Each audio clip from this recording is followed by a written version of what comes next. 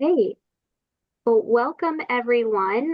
Tonight we have Dr. Tambra Isenberg here to tell us more about sound walls, and she's titled it From Organization to Implementation. And if you heard what she just said, it was going to be a very broad overview, but I am so excited to learn more about this topic and hear what Tambra has to say and what kind of guidance she can give us for some practical uses in the classroom.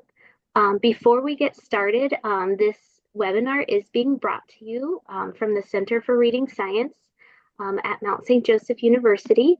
And we have a couple of opportunities for you to become more involved as a member. It's a $50 annual fee, and there are some really fantastic member benefits and some new ones coming in the near future. You get priority registration to our summer conference, a quarterly newsletter, book studies, and some other members only events, and reading research scholar access, which is one of our most desired membership benefits, where you'll actually be able to log into databases and find research on topics that you are interested in. And if some of you are familiar with some of the Mounts programs, you might know that we have the Reading Science Certificate, an Ohio Reading Endorsement, a Dyslexia Certificate, our Master of Arts degree, and then we also have a doctorate in education as well. So you can visit our website, msj.edu, to learn more about those programs, or visit www.readingscience.org to learn more about the membership benefits. So Tambra, I'll let you introduce yourself and take it away. Okay, thanks, Larissa. My name is Tambra Isenberg, as Larissa said, and you can see my contact email on the screen. And I am beyond thrilled to be with you all tonight to talk about one of my favorite topics, sound spelling walls, because I think many times we just scratch the surface of them and don't get down to what they can really be used for. So I'm excited to share some of that with you today. So as I am reading the agenda, please feel free to look at the QR code there, grab that for your resources. But today we're going to really talk about exploring sound spelling walls. Kind of the intent is to be practical with the information that I'm providing, giving you some background information, details about how to construct the walls and apply them in the classroom. And then, of course, like I said, the resources to take away with you to do a deeper dive. What's your password? Good morning. So because we are don't have a ton of time this evening, we're going to jump right in and get started. And I know that some of you probably have or have had a word wall in your classroom, like the ones on the slide. And these two photographs are from my own primary grade classrooms years ago. I posted the alphabet and had the high frequency words that my students were required to learn posted underneath those letters based on the first letter of the word. And you can see a blow up version of what my letter O would look like. And I posted them in this way so that if my students were writing independently and they didn't know how to spell one of those high frequency words, they would be able to look up at the word and copy it down in their writing and spell it correctly.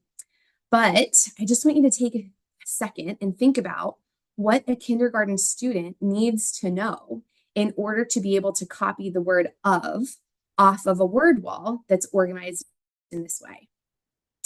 Well, they really need to know how to spell of to be able to find it, right? Because we teach our students to segment the word of, and what's the first sound? Right? So what letter would they look under? Well, my teacher taught me that U represents that sound. So they would look for of under the U, right? They need to know how to spell of to be able to find of and then to write of, right?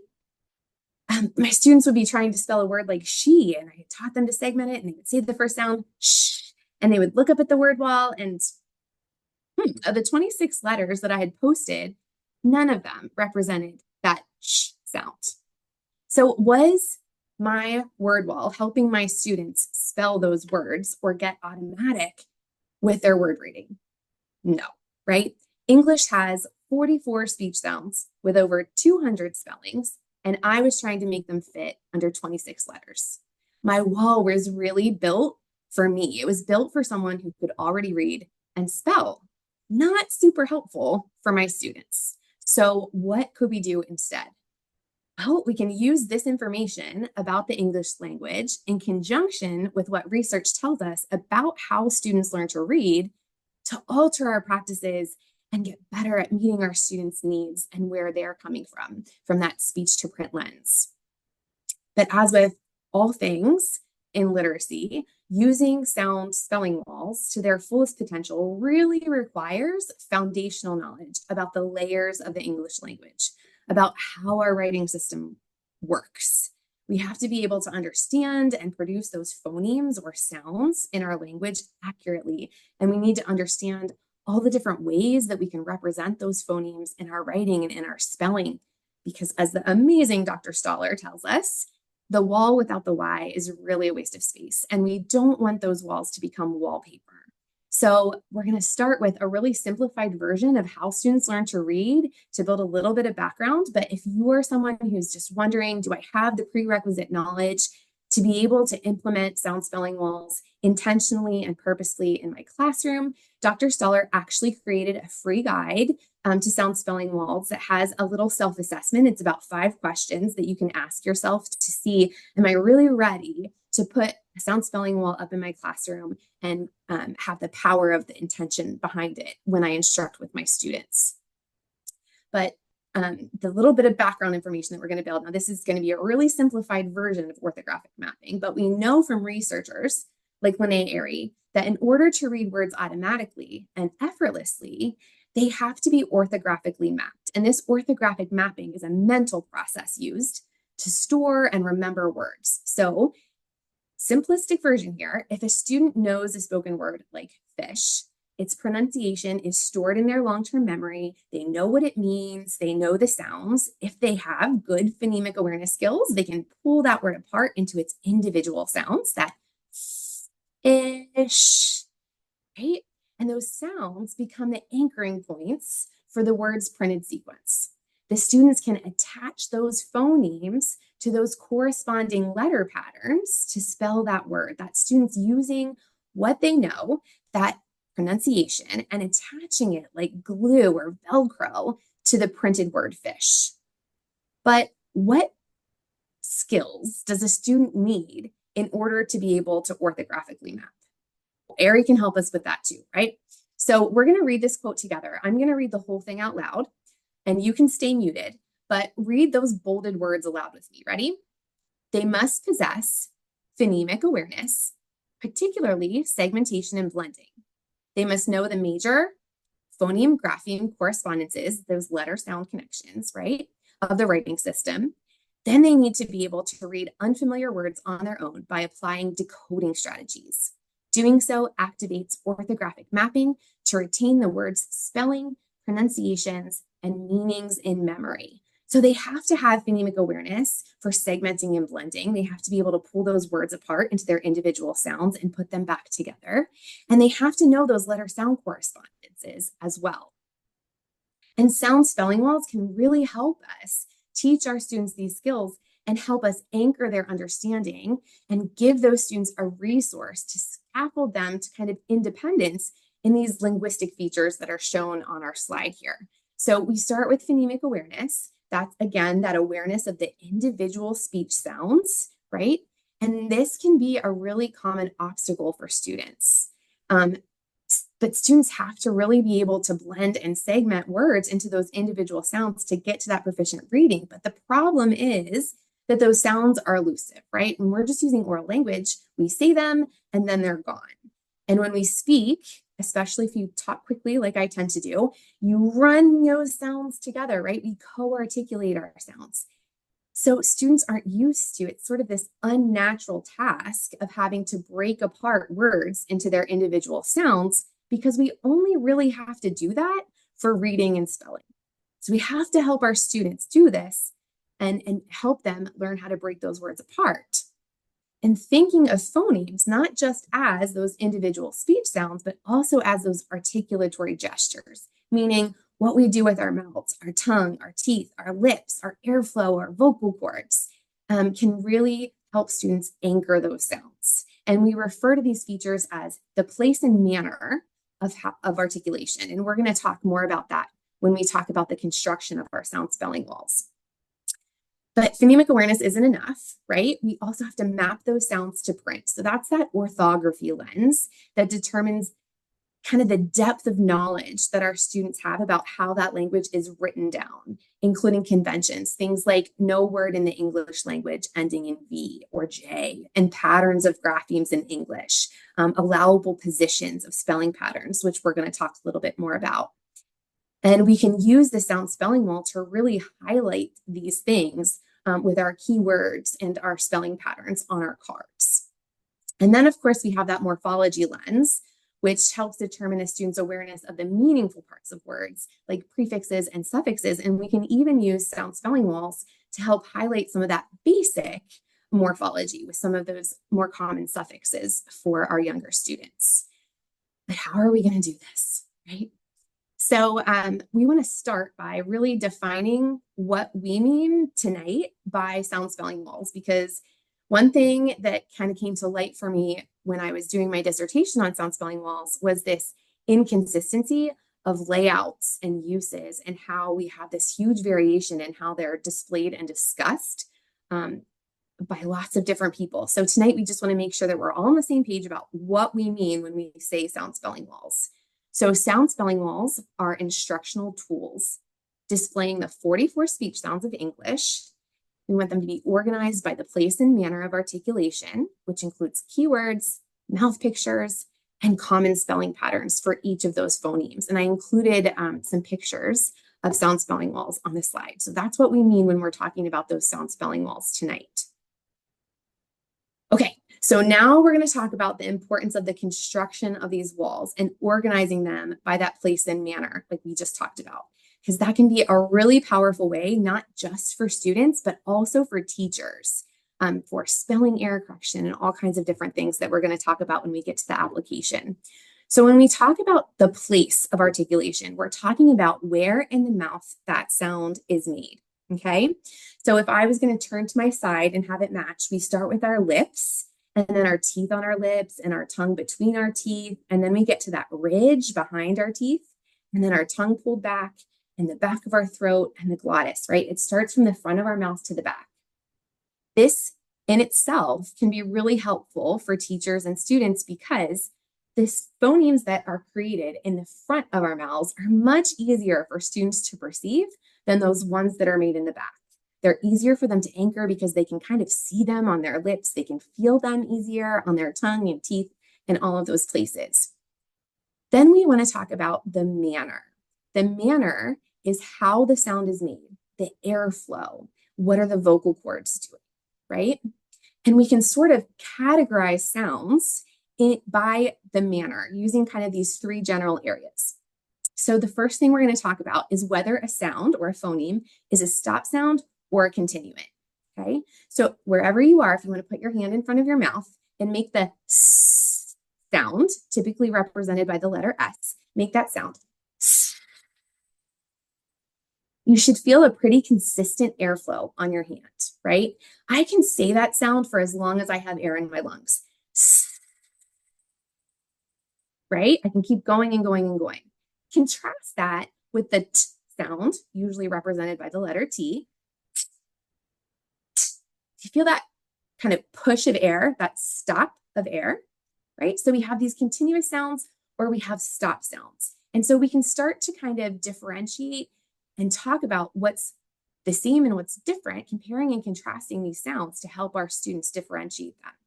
The other way that we can talk about sounds is talking about voicing. Is the sound voiced or unvoiced? And it's talking about whether our vocal cords are engaged. So if you have your hand on your throat and you make that S sound again, do you feel anything in your throat? I don't, right? That's because my vocal cords aren't vibrating there. So this is an unvoiced sound. But let's contrast that with the Z sound. Can you feel the difference there? It's definitely a voiced sound, right? So we can start to contrast them by voicing as well. Little tip, if your students have a hard time feeling that voicing on their throat, they can also cup their hands over their ears, and those voice sounds are going to be a little louder. So try that. Put your hands over your ears and say, and then say, zzz. Can you hear the difference in there? Sometimes that can be really helpful. And then the third thing that we can talk about is nasalization. So if I was going to make that sound and pinch my nose, I can't make it if I'm pinching my nose, right? And the reason is because the airflow's coming through my nose. It's nasalized, right? So if I would say the word slat, like my blinds have many slats, right? And I pinch my nose, slat, I can pronounce that pretty easily. Now let's say slant, slant. Sounds way different, right? I cut that off because it's a nasalized sound, that n sound, okay? So that's going to be what we talk about with students to sort of categorize these sounds, okay? So let's talk about that red box right there is going to be where our first pair of sounds is going to be in the construction of our consonant chart, okay? And again, remember, we're organizing them by place and manner. So the first one is going to be in the front of our mouth. These sounds are going to start with our lips together. So the first one is the sound, usually represented by the letter P. So if you're going to make that sound, let's see if it's a continuous or a stop sound. Put your hand in front of your mouth and make the sound. Stop or continuous? What do you think? Stop or continuous? It's going to be a stop sound, right? Now let's put our hands on our throat and see, is it voiced or unvoiced? Make that sound again. That's an unvoiced sound, okay? And it's going to be a stop sound. It's an unvoiced sound. It's made with my lips together and then that opening to let that big burst of air come out. Its partner is going to be a voiced sound. It's going to be the B sound. Put your hand on your throat and make that B sound. B. Do you feel that? So we have and B.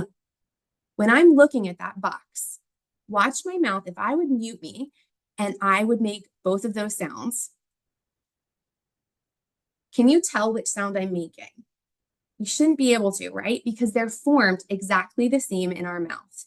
My lips are together and then they open with that burst of air. They're both stop sounds. They're both made in the same place. The only difference between those sounds is the voicing, right? So I know that those are sounds that could be easily confused by my students. If I teach them closely, I introduce them closely in my scope and sequence, that's going to tell me, oh, I'm going to have to spend a little bit more time differentiating between those sounds for my students and giving them lots of more examples because those sounds are going to be easily confused by my littles, right? And just a little note of caution.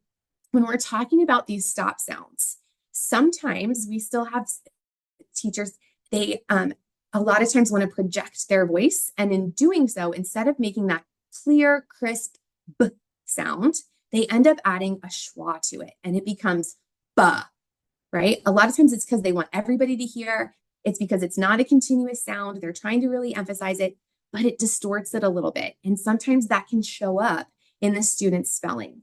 So there is a QR code on this that gives you a direct link, but I also have it linked on the Wakelet of a video from the Rollins Center for Language and Literacy. It's a lovely video that helps teachers just listen and watch her make the sounds to make sure that you're clipping those clear stop sounds if you need that resource for you.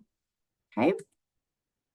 Okay, so when we're looking at this chart, across the whole top are those stop sounds, right?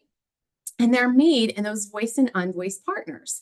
The only thing that changes is where those are made. So that everything that I just said about the p and the b is true for t and d and k and g. They're just changed where they're made in their mouth, right? But they're all stop sounds, right? And we have voiced and unvoiced pairs. So anything in a square, in a red square, is going to be easily confused by my students because they share so many similarities. And that's true too for ones that are in the same line across those rows. They can be easily confused. So our next category are those nasals. Remember when we pinched our nose because the air is coming through our nose. Watch my mouth, right? They're all going to be nasals. The air is going to come through my mouth. They're all going to be continuous sounds that I can hold for as long as I have air in my lungs. But watch my mouth.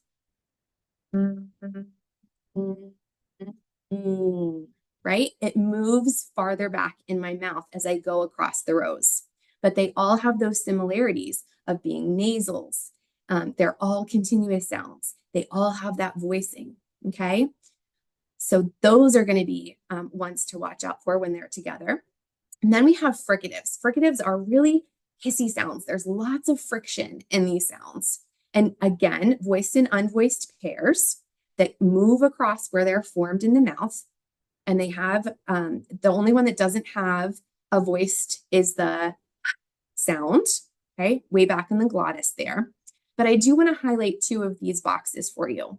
The first one is the voiced and unvoiced, the ones that are TH, right? We have as in thin, like I have a thin pencil, and th, like in this, okay? A lot of programs will teach that as one sound, right? They don't differentiate between the voiced and unvoiced, but you want to really draw your attention, students' attention to that, because we have examples like if you say cloth and then we say clothe or breath and breathe, they're not the same phonemes, right? We want to differentiate that for them.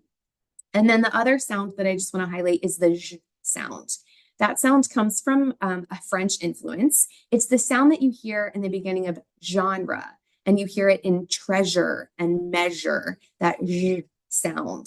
I just want to make sure everybody knows what that ZH is on that phoneme. A lot of times, again, that won't get explicitly taught, but you want to make sure to highlight that for students, because while it is not a really frequent sound in English, your students are going to hear genre, right? They're going to hear words like treasure and garage, right? So you want to make sure that you're teaching that explicitly to them as well. Then we have our affricates. Affricates are like really cool sounds. They kind of combine the fricatives and a stop sound together. So they have a lot of friction, but they're stop sounds instead of continuous sounds. So if I say ch and j, okay, one's voiced, one's unvoiced, but they're both kind of those fricative stop sounds. So they have a lot in common. And then we have our glides. Glides can be a little bit tricky because they glide into the sounds that are around them. Another thing to just highlight here is that WH and W in American English, we pronounce them both typically the same as that sound. If you were British English, you would hear that. So when I'm thinking about that WH, I think about, I don't know if any of you guys watch Modern Family, or not Modern Family, Family Guy, but Stewie, he had those wheat thin commercials and he would pronounce them as wheat, right? So you don't hear that a lot in American English. However, talking about its history can help students when you're doing those question words or whale, those WH words. So you might want to point that out. And then finally, we have the liquids, which again are really tricky for students and teachers alike. It's sort of like if I would pour water on my hand, what would happen to that water? Would it stay nice and neat in one little spot, or would it go everywhere? It would go everywhere, right? And that's sort of the same thing that it does in our mouth. It's really influenced by the sounds around it. So it can be really hard to isolate for students and to pronounce correctly in isolation. So when we're thinking about that sound typically represented by the letter R, we want to say, like you're going to say rabbit, but you stop. Okay. It's not Sometimes I hear as if it's the vowel R sound. And those are two different sounds. So that can be a little bit confusing if we're pronouncing them the same. So you want to kind of look out for that as well. Okay. And then we do have our vowel valley. And when we think about vowels, they're all open. They're all voiced. And we teach 18 vowels, including those vowel R combinations. And then we have that schwa sound in there. And why is it organized in the vowel valley? Again, there's a purposeful organization to this, okay? If you would watch my mouth when I say these sounds, it's going to start with a tight smile. And then it's going to go down to that ah sound where my mouth is the most wide and open, and then back up the other side. So watch my mouth when I pronounce these. E, I, a, e, I, ah. Did you see how my mouth sort of started tight and thin and then got really wide and open? And then it's going to go up the other side. Ah, o, u, u. Okay. Then we have our diphthongs. There on the other sides, we have oi and ow. And then we have our vowel R sounds, R, and or on the other side. And schwa, which is kind of complex and we don't quite have enough time for it tonight, but I can put some resources in the Wakelet for that schwa for anybody who needs a little bit more information about that. So again, the big point here is we want to make sure that we're organizing them in the most powerful ways for teachers and students to allow them to get targeted error correction and really be able to pre-correct for anything that's going to be confusing for our students because we're introducing things that are very similar in different ways, or to be able to find out what's tricky for my kiddos based on how those sounds are produced or what happens when they're connected to other sounds in words. So let's look at our use of sound spelling walls now. Okay, so let's talk about application a little bit. When I'm looking at my sound spelling wall and thinking through some confusions, we talked about how anything in the same box is going to be confusing, anything in the same row is going to be confusing, and sometimes things in the same column can be confusing as well. Okay, so when we're looking at this, if we looked at a student who is frequently confusing the sh and the j sounds, first I'm going to think about what's the difference between those sounds. If you know it, go ahead and throw it in the chat. What's the difference between sh and j, like in genre? Is it going to be where it's made? Is it continuous and stops? Or is it the voicing? What do we think? I can't really see the chat, but oh, voicing. Perfect. Yeah, it's the voicing. So if my student is confusing those sounds, how am I going to highlight the difference of those two sounds or phonemes for them? I'm going to have them put their hands on their throat. I'm going to have them cup their ears, right? And so that's going to tie into when we talk about that error correction, okay? What if I had the sounds sh and ch? What's the difference between those two phonemes?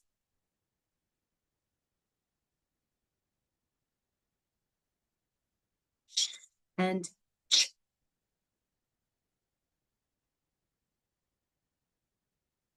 Well, we know that they're made in the same place, right?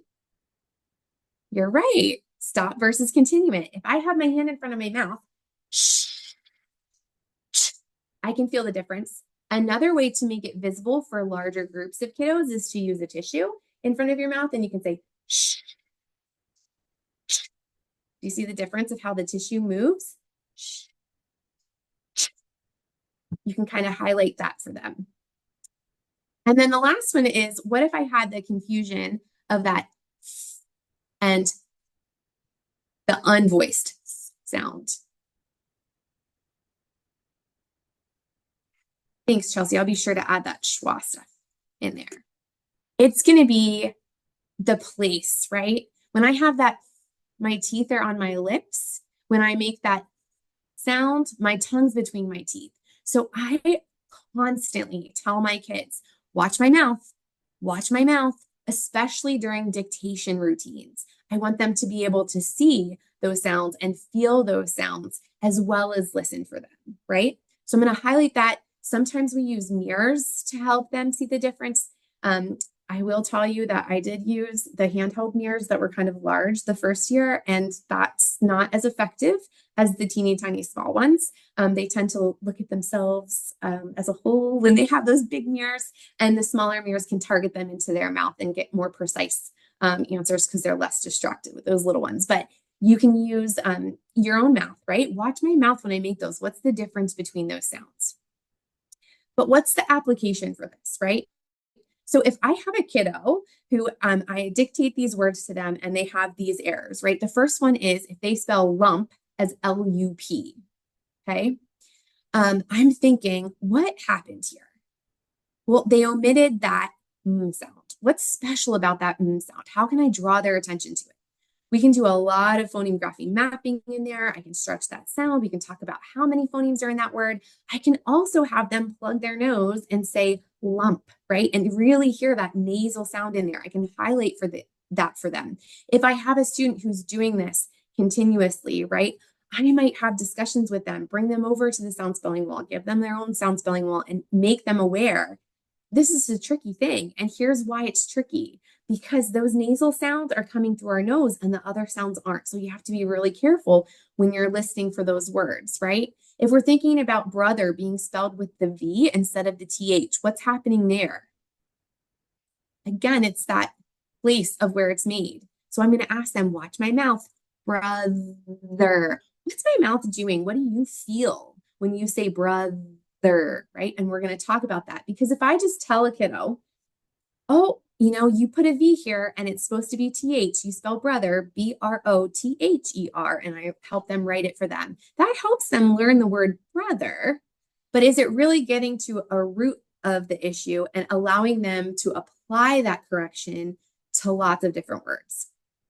So it could be helpful for them in the application to a broader range of words. The other one's vish for fish. What happened there was that voicing, right? So I can use my hand, I can have them cup their ears. We can talk about the differences in those. And that's one that I saw consistently with some of my kids. And some of my older struggling readers, I would be able to error correct like this, and they would be able to tell me, anticipate what was going to be difficult for them in the words. And they would kind of be able to, pre-correct themselves, which is awesome to see that independence. But if I had, this was one iteration that I had before I understood all this. And if I had my sound spelling wall organized by just the manner of articulation, you're absolutely right. And we are going to talk about dialect and also English language learners at the end. So hold on to that thought. You are absolutely correct. If I had this organization, what am I losing?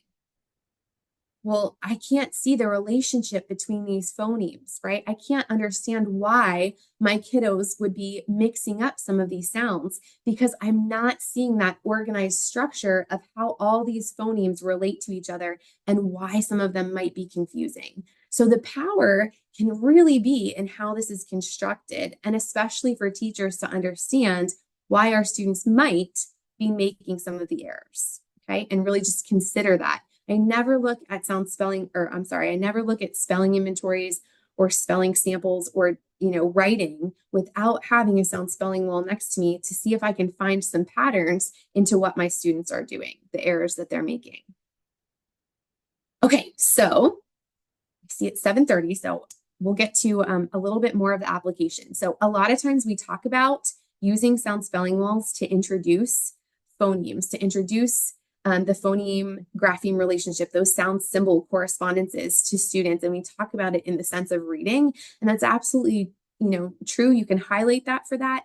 But there's other uses for it as well. This whole list here are some different ways that we can use the tool of a sound spelling wall to assist our students in the classroom. And I think my hypothesis is that if we really teach a foundational understanding, it can help us error correct some spelling later on as well. So I'm just going to highlight, we can't go through all of these, but I am going to highlight just a couple things for you to actually see a little bit more in depth.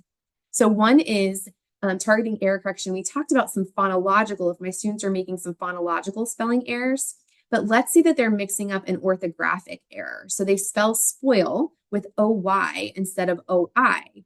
Both of those are allowable spelling patterns for the oi sound in spoil, right? But the sound spelling wall can help us highlight where those sounds are allowed to be in our words. So OI is typically used at the beginning and middle of a word, whereas OY is usually at the end. So maybe that can be a reference for us to help our students kind of remember sort of those allowable positions. And it's really more powerful if you have it highlighted on your sound spelling card or your keywords like I have in the image. Another use can be, so there are some, OI and OY, we have a pretty reliable, I use OI if it's at the beginning and middle, I use OY if it's at the end. That's a pretty reliable spelling pattern, right? But then we have these other ones, like if we have the vowel R, that sound on the vowel valley, we can spell it ER, IR, UR. Sometimes we can spell it OR, like in the world, world. And we don't really have any really good reasons to give students why they would choose one over the other, or any kind of patterns for them about positioning. So kind of as a last ditch effort, like one really powerful way is just give them so much exposure to those different kinds of words, right? That's how they're going to learn them, is access to those words and spelling those words over and over again. But if they're really stuck and they're trying to spell a word, you can have your keywords listed in order of frequency of use. So if I've exhausted all the other things I know about which spelling pattern to choose, I can kind of fall back on frequency of use. So this is I don't normally put the percentages of use on my sound spelling wall for students. This was actually created for teachers. And the research was from Hannah Hodges and Rudorf, 1966. Auburn University also has a list of frequency of use, and so does letters. There's lots of different places that you can get the list. But if you put them in that order and students know that they're listed in this order for a reason, it can sort of be helpful if they've exhausted all their other knowledge when they're choosing a spelling pattern. Another thing is thinking about your scope and sequence. A lot of times we don't have the power to choose what order we introduce the letters. We have a great scope and sequence, and there's not one single universal scope and sequence that's, the scope and sequence to use. And that's good that you have a scope and sequence. But if you do, and you notice that two phonemes that are very similar, close together on the vowel valley, or have very similar characteristics on the consonant chart, you can think about how you can pre-correct for that. You're going to take maybe more time distinguishing the difference between those sounds. You can use word chains with minimal pairs to help give them more practice. So for example, if I'm introducing the I and the close together, I don't know about you, but I've had lots of kiddos confusing I and over the years. They're very similar in pronunciation, right? There's not a lot of difference between many of these vowel sounds. So I'm going to give them lots of practice with words like bit and bet and met and mit, ones that alter between those two sounds, to give them lots of opportunities to hear the difference between those phonemes. And then we want to talk about how we can use a sound spelling wall and those articulatory gestures to help us with BD error corrections. Sometimes I've had students be successful with the bed. Sometimes we've had them, different strategies to use, but sometimes it's still confusing because they don't know which one's the B and the D. So I tell them, if my mouth makes a line first, my pencil makes a line first. And I'm using that lips together to help them see that the B starts with that line.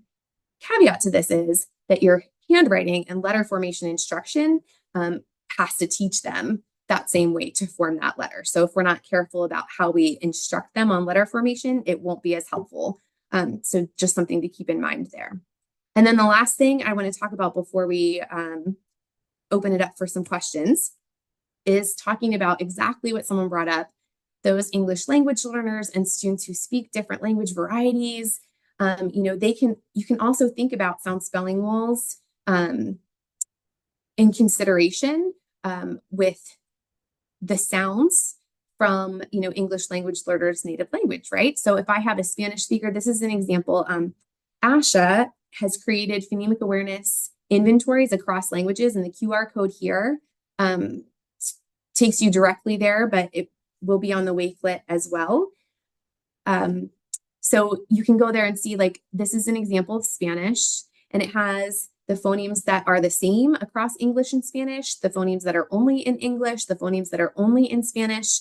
And what that means for me is I'm just going to take a little bit more time with the ones that are going to be new to them, right? Or perhaps we have the same phoneme, but they're spelled differently in the different language, right? So I'm going to make sure that I kind of give that a little bit extra attention. I know I'm not just marking it wrong, right? I want to think about why that's going to be confusing for my students and kind of pre-correct for that. And I do just want to give a shout out. Antonio Fierro, I know, is working on some Spanish sound walls. I'm not sure how that's going, but he's with Tools for Reading. So that can be something that you can look for as well. I know he's presented on that a number of times. The other thing to just think about is exactly dialect, right? When our students pronounce things differently, that's okay, right? We acknowledge that. Yes, that is that word, right? You don't have to teach them sound spelling walls as being, what they're saying is incorrect. We want to acknowledge how they're spelling it and just be cognizant of any differences. Here are some reference lists for you for some of the slides. Even regional dialects, you are absolutely right. Yep, pin and pen. South, the cot merger, absolutely. Yep. And we never want to shame our kiddos or make them feel like they're wrong in that. We just want to tell them, yeah, and there's another way to say that. And you're going to see that spelled this way, right? Absolutely. Okay, I'm going to stop sharing so I can see your faces again. Okay, let me bring that up. Okay. Please throw some questions. Let me pull up the chat. I just want to say thank you. I just learned so many new tricks tonight. The cupping of the ears, the tissue. Um, and yes, I've had the same experience with little mirrors versus the big mirrors. Definitely, Right? They the really little can get mirrors, into all they it. can see is like their mouth versus, the whole self. Absolutely. So yeah, I had a big connection with you on that one. But yeah, thank you for those tips. And I know somebody put in the chat, asked if we would share those. And yeah, I'll share the recording, the slides if that's okay with you. If not, people can see them throughout the recording, but then the Wakelet as well. So And how do you share that, Larissa? You share it on the site's website? Is that how that works? I send an email to all of those that have registered, and it usually takes about 24 hours for the recording to download to my computer, and then I upload it to our YouTube channel, and then I draft the email. So it's kind of a multi-step process. So it usually takes me about 24 hours to get it all wrapped up in a nice package for everyone. Well, I will double check that all those resources that I talked about are on that Yeah, Wakelet as well. Sometimes I have different iterations and I want to make sure they're all there. yeah. Um, Thank you. yeah. Larissa, the recording will also be posted on our website, right? Yeah, they Yeah. usually make it to the website as well. In the K-12 section, there's a section with like all of the curated webinars that anybody can get to from there as well. That's usually like a 36 to 48 hour thing. So, yeah, I always get the email out first and then, yeah, follow it with getting it on the website. So, So OR versus ORE, right? That's another one of those ones. And a lot of times you'll have these programs that put these tricky ones all in one spelling list all at the same time, right? Do you have that experience sometimes? So there's a wonderful, and maybe somebody else on this call can jump in too to help, but there's a book called The ABCs and All Their Tricks, and I can put that on the Wakelet as well. But I have found that book to be so beneficial. It's a little orange book, and it's basically set up sort of dictionary style to help you understand all those little things. It'll tell you OR, it'll give you any clues or tricks to why, like if there's a difference between OR and ORE, it'll tell you that. It will tell you any exceptions to I'm not retrieving the word, the patterns. You know what I mean, right? It'll tell you if there's any exceptions to those. But it's just a great resource for teachers who are just, I mean, we can't know all of it, right? We have to learn as we go sometimes. And sometimes those little kids will find the one exception out of all the ones out there and they'll ask you, right? Oh, thanks, Larissa. It's a really great book. Perfect. Look, we have some friends here helping too as well. So check out the chat. Function words. Yeah. What else are you guys thinking about?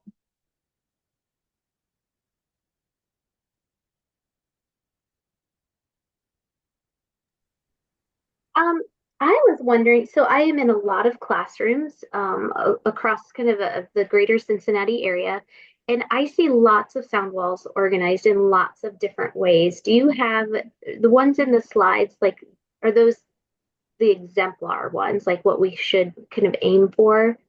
So not the one that was on the like whiteboard with the ones that are just by manner, but the one with the blue background. Mm-hmm. Um, that one is a great one. That was my last iteration of sound spelling walls.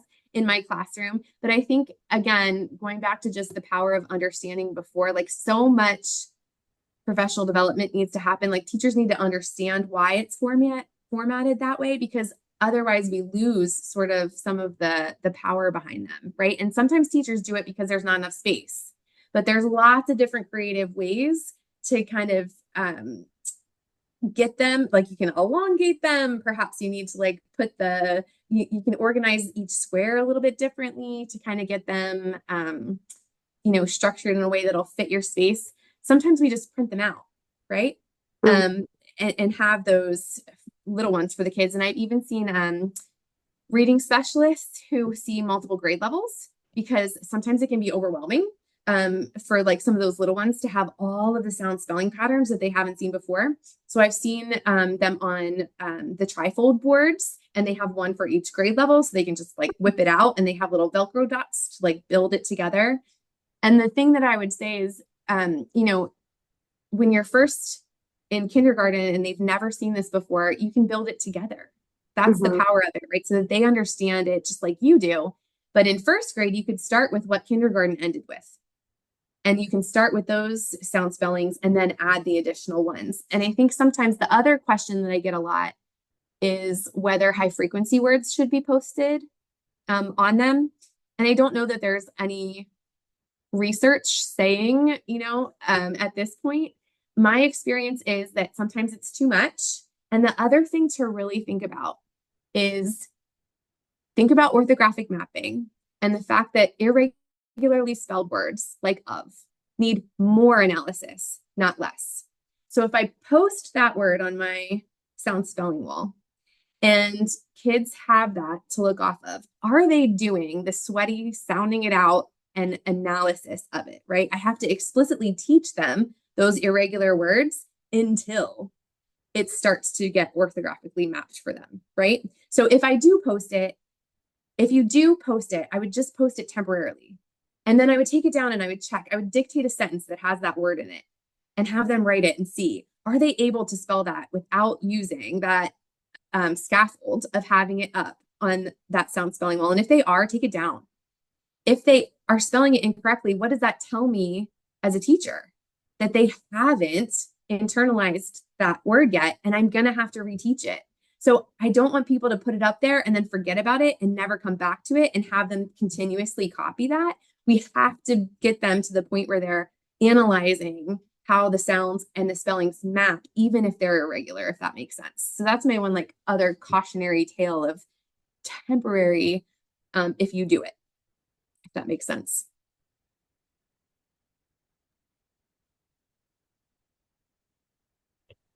Dr. Eisenberg, I wonder if you could talk us through like an example of like a reading specialist or a special education teacher using a sound spelling wall with students like in small group, because I know you've done that in your own practice. I And I wonder if that would have. I have. So I think for the earlier learners, it's really continuously referring to it, right? If you're going to put it up and you're not going to talk about it and not going to like when you're not just reading but spelling, it should constantly be just like a tool and a reference. If you're not going to use it that way, then perhaps you want to do like a small sound spelling wall or something that you can pull out. But what I have done is teaching them from the very beginning about the organization and the commonalities and what characteristics each sound has. Is really building a foundation so that later, like I worked with struggling readers who were in third grade, and I had one kiddo who every time he got some a consonant cluster that had an R, like an R blend in it, he would miss that every single time, right? So we talked about why that liquid R is so tricky, right? Especially when it's the second sound. And he knew that he had to watch out for that. So at first, we talked about why, we talked about where it was. And when he would be spelling, I would tell him, I would cue him in ahead of time, this has a liquid, right? And he would know to listen for it. If he would make an error, we would talk about why that was a tricky sound. We would break it into phonemes and we would pull that apart. Another really powerful part of it is allophonic variations, right? You have these anticipated, like if you were going to try if you were going to give the students the word dress, a lot of times they'll spell it with a J, right?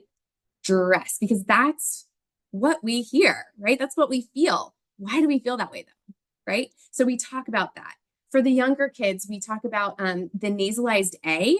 I was just in a classroom the other day and they were having such a hard time spelling words and reading words that had the nasalized A because for whatever reason, this group was having a hard time adjusting the vowel to, they were saying that clear ah sound, and then they were having a hard time adjusting the vowel. And so we talked about what happens when we have that wide open ah and then a nasal where our mouth closes and the air has to go through. And I draw a picture of a nose and I show them that sound is sucking the A up through the nose too, right? And we talk about why those nasals can be tricky when we have those open mouth vowels and change the sound of it.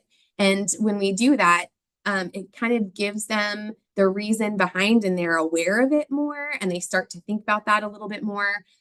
So there's lots of different, and I just have like a kit, like a caddy that has tissues and mirrors and, all the things that can help them and just constantly reference it while I'm teaching. And I do have, yeah, I don't know if I have permission to share those videos, so never mind, just kidding. They are great videos, though. I saw another question in the chat that you might be able to help us out with. Someone is an instructional coach, and some of the lower ES teachers that she works with don't see the value in the sound spelling walls. What might be the best way to support early teachers, pre-K to K, with learning about the understanding and value of the sound spelling walls? Yeah, sometimes I start with maybe not putting the wall up, but providing PD about it and asking them questions about and doing some analysis of student errors with it, right? And we start to talk about problem solving with that tool together, if that makes sense. That's how I've started it. I'm sure there's not one right or wrong way to do it. And again, if anybody else has some ideas, you can put them in there. But sometimes giving them the power of knowledge and then walking them through examples with their own students without sharing it with the kiddos, but like, why might a kid be making this mistake, right? And even talking through, when we think about it, and I think it's hard because sometimes teaching is so isolating and we just stay in our own little space in our bubble in our grade level. And sometimes we stay there forever, right? We stay and we teach because we love those kids so much. But sometimes we need a more global perspective as well, because I think about what would happen if I tried to use a sound spelling wall with a third or fourth grader to help error correct spelling when they have never seen one before and haven't had that, So I think we need more research about thinking a longitudinal study with or a replication study or something. Well, I'm thinking a longitudinal study that has, these pre-K kids and kindergarten students who have the foundation and been taught with a sound spelling wall and follow them through to third and fourth grade, compared with groups that don't have it to see, does it improve their spelling? I don't know. Who's going to take that on? Who's got it? I saw you raise your hand. So I see some cohort 4 here tonight. So. I know. I was just thinking the same thing. You just handed them a dissertation. There you go. Although longitudinal study and dissertation. Yeah, well, that won't work. Faculty member, though.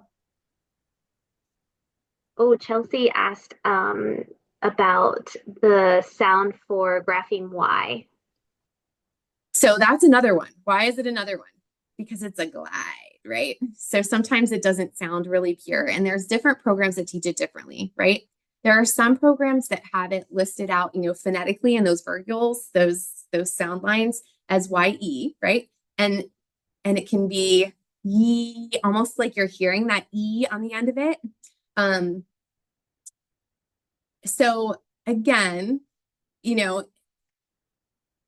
it's like you're gonna say yellow, but you stop, just like the rabbit example, right? So it's It's not like a really crisp ye, like you're emphasizing that E, right? So you want to sound, if that makes sense. It's kind of tricky. It's another one that you can watch the video for, like right before you teach it to like remind yourself what that might be, what that might sound like. But the other thing is consistency, right? When you're using sound spelling walls and everybody's in, like maybe you don't have consistency with keywords, or maybe your support staff who's using it. We had an SLP, our speech and language pathologist had one up, and we made sure that everything matched from my classroom to your classroom. We were all pronouncing it the same way, because again, that adds to kids overload, right? And we think about the fact that sometimes the kids who need the most consistency get the least,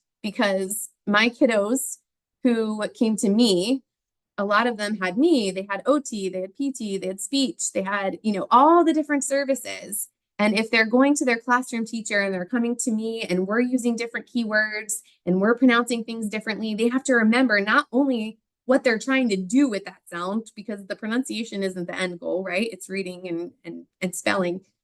But they also have to think about, oh, I'm in Mrs. Eisenberg's class right now, so I have to pronounce it this way. Oh, I'm in this room and I have to pronounce it this way, or this keyword. So trying to be consistent if you are using them like school-wide or, grade level wide, being as consistent as possible with your materials and your language of instruction can be really helpful for our kiddos as well.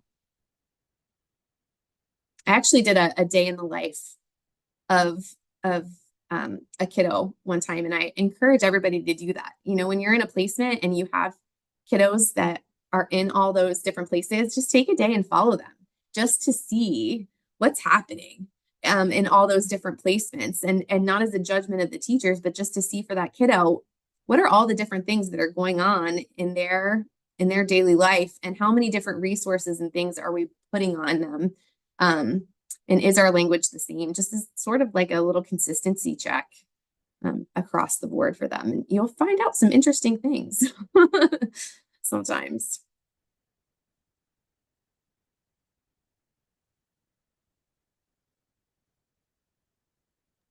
Was just trying to type in the chat. I couldn't do it fast enough, but I said that should be on a sticker. You said some around consistency. Sometimes the kids who need the most get the least. That is so true. It is. And it's nobody's fault, right? We are all Right. so busy. Sometimes there's not good communication systems throughout, just because, it's hard. Your jobs are hard. They're hard. Yeah. Especially streamlining not only, across a grade level or across classroom settings, but then from grade level to grade Yeah. level, vertically even is really tricky, especially in larger school buildings, or where maybe somebody had professional learning, in one way, and then, new teachers coming in had a different experience. So I think streamlining those resources for students it's really critical. Super powerful conversations can come of it, though. Yeah. Actually.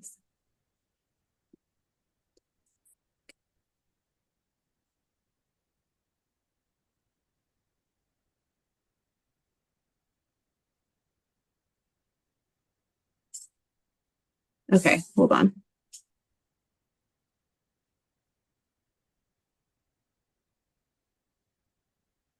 Wait, are you talking about the the sound? Are we back on that one? Okay. Sorry, I got a little confused. Oh, no worries. No worries. Again, I think it goes back to consistency. If we're explaining it the same way, I think you also have to think about, yeah.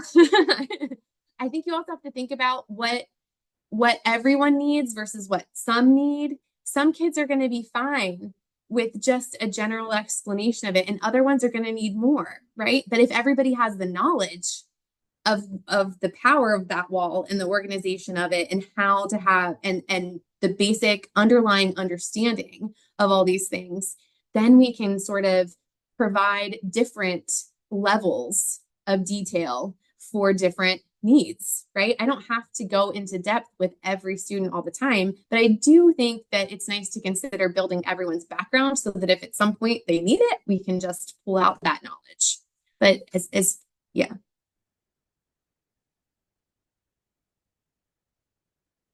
Okay, so for that one, Yeah.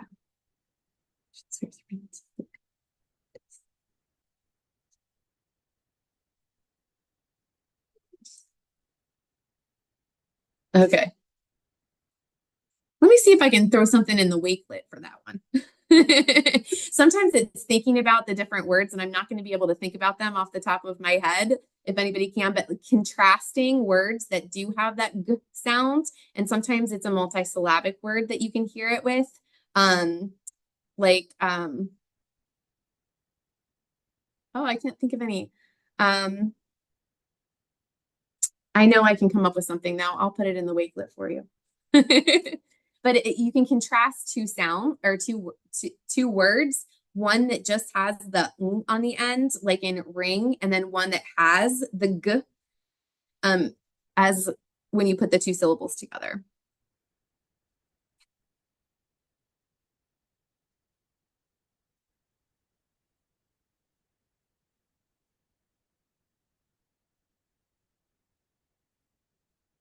Such knowledgeable participants here, Dr. Murdoch. I love No, right? it. Yeah. Good Yeah, and questions. I know we're at time, so I want to thank Dr. Isenberg, and also just to tell you, we'll give you a little sneak peek of a couple of things coming. We have Dr. Lisa Cipoletti in January 21st talking about vocabulary, and this is really geared to our youngest learners, so pre-KK. One, I mean, there's implications for early elementary for sure. And then this isn't even out yet, so I'll give you guys like a little preview. Larissa and I were meeting and planning about it today, so it's coming out very soon. We are super excited. At the end of January, January 29th, we are going to have a symposium of dissertations that have been completed at Mount St. Joseph last year by our trailblazers, which Dr. Isenberg is one of them, and Dr. Archie, who's on, who presented a couple weeks ago, is also.